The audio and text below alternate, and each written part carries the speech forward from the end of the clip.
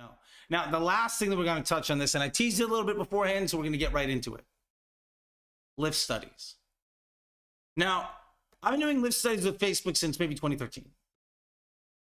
And I highly recommend that you do them.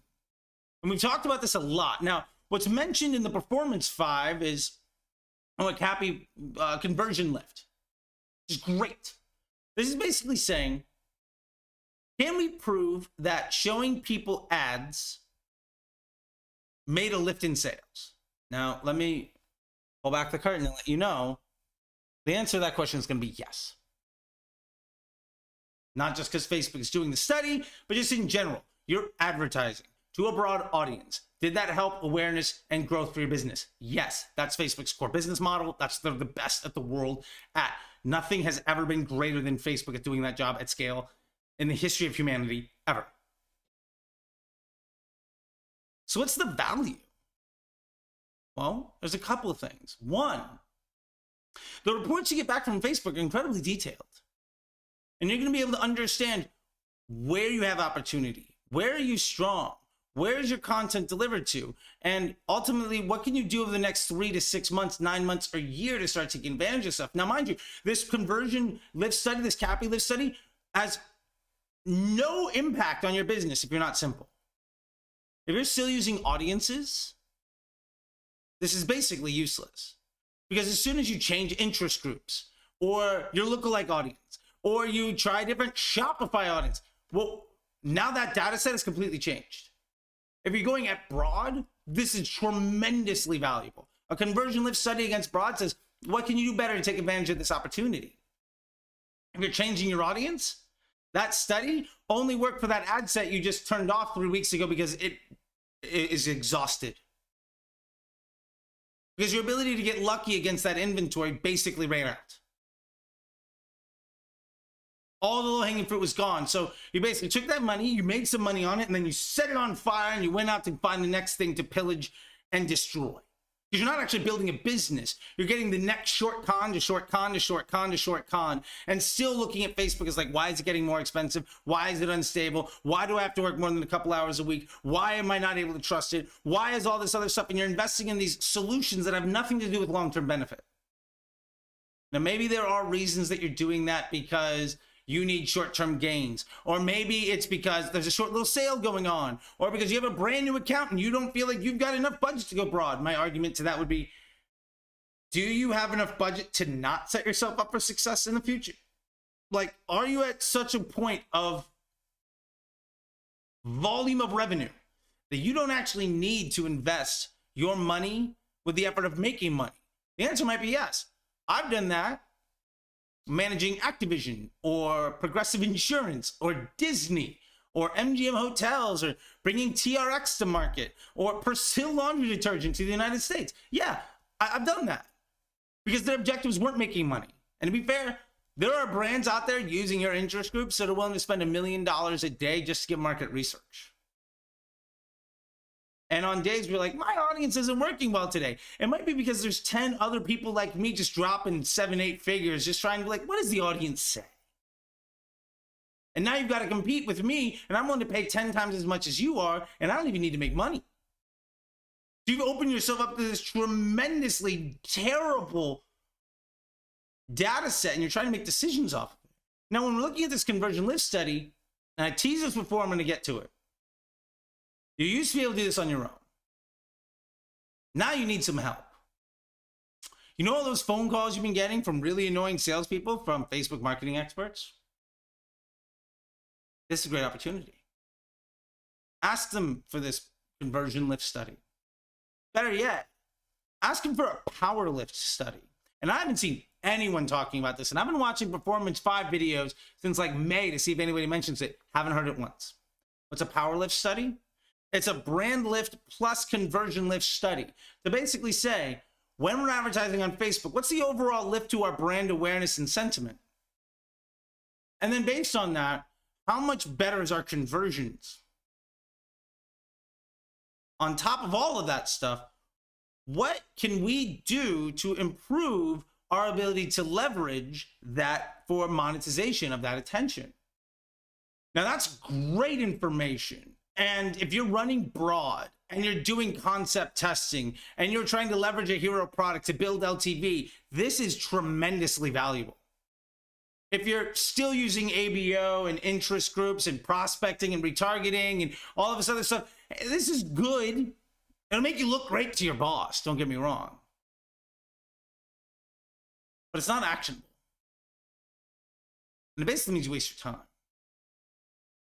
And I'm done burying the lead. I'm going to finish burying it. And here we go. This is what really matters.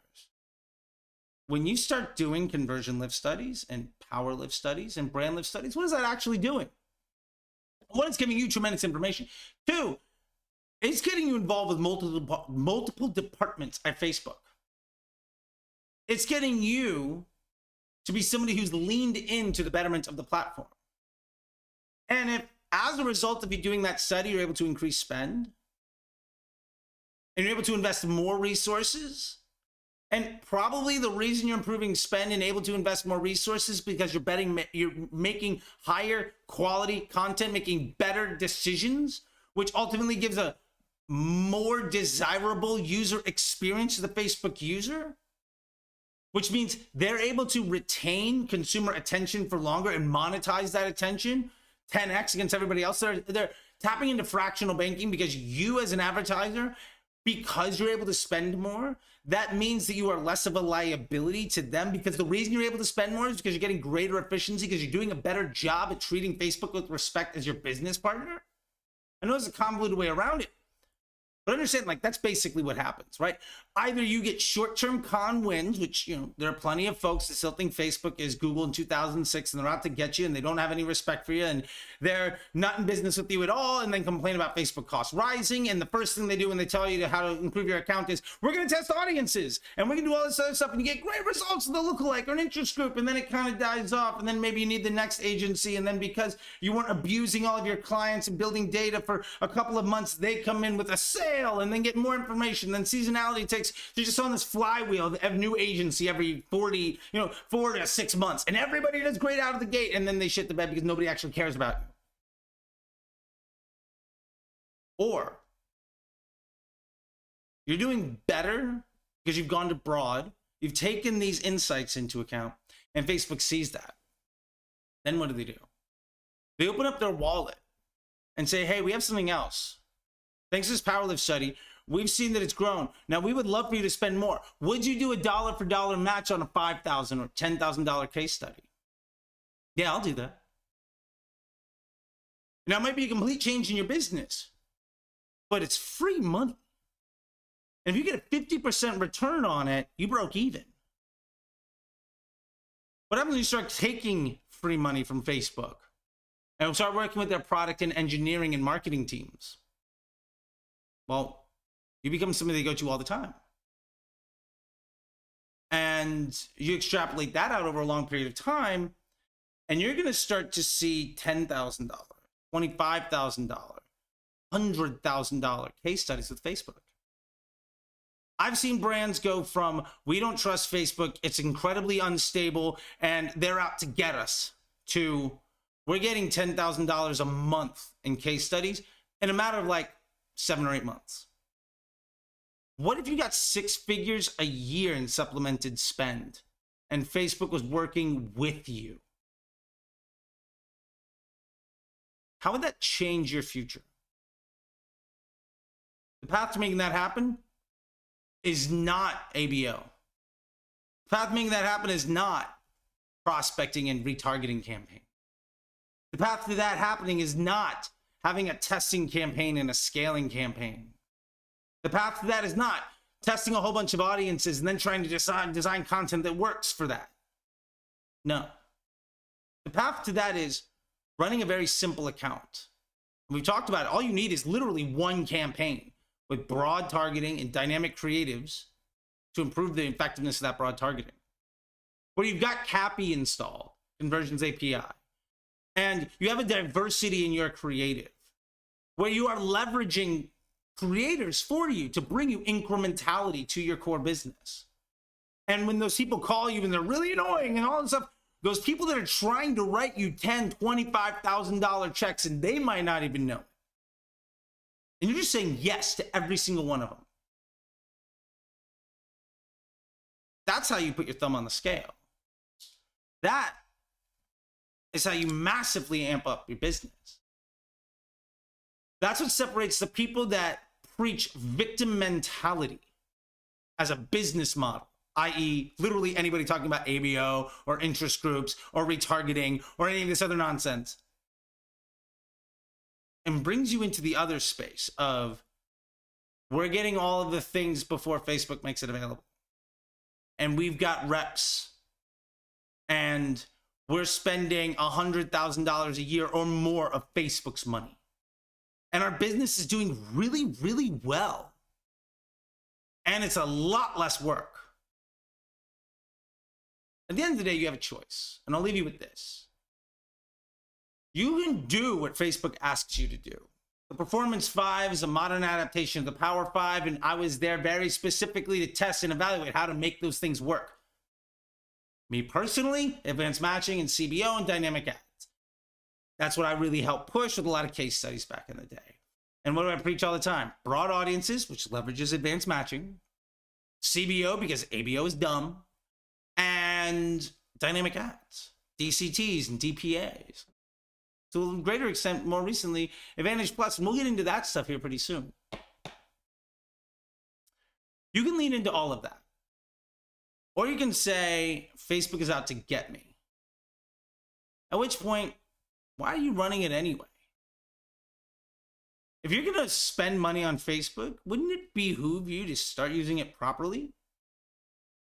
Instead of saying that they are abusers that you're empowering with your pocketbook because you need to. You don't need to. You don't like it? There's a lot of other places on the internet you can spend money. Facebook is very straightforward when they say how to use it in the best way. And the honest truth is, Performance 5 is probably the third big blueprint that I've seen in the last 10 years where Facebook says, use it this way, you're going to be better off. Overwhelmingly, the people that are very successful, and I'm not talking about the ad agencies that are spending other people's money, that land a couple clients that don't need them, that brag all the time. I'm talking about the brands that truly crush, where you don't even really ever see the people behind the curtain because they're just doing really good jobs. They're all doing this stuff. What's the big secret between the 8-figure business working its way to a 9-figure exit and you struggling at 6, even though you have the exact same everything? Maybe it's the way that you treat your business partner. Just something to think about. YouTube thinks you might like a couple of these things. Don't forget to subscribe, ask all the questions you ever have, and please do not forget to read down below in the article section. Sign up for the newsletter at newsletter.facebookdisruptor.com. And if you're ready to take your skill set and everything to the next level, mba.facebookdisruptor.com is there for you. And until next time, I'll see you on the internet. Bye.